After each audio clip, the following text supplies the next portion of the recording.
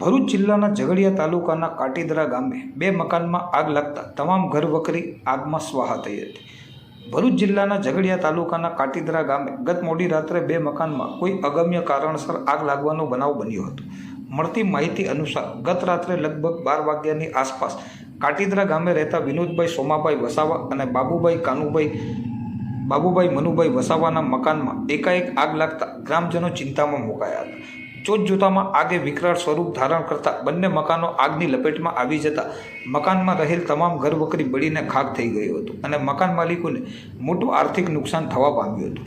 સ્થાનિકો દ્વારા આગ ઉપર પાણીનો મારો ચલાવી આગને કાબૂમાં લેવાનો પ્રયાસ હાથ ધર્યા હતા। ઝઘડિયા જીઆઈડીસી તેમજ આરપીએલ કંપનીના ફાયર ટેન્ડર સ્થળ ઉપર આવી પહોંચી પાણીનો મારો ચલાવી આગ ઉપર ભારે જહેમત બાદ કાબૂ મેળવ્યો હતો।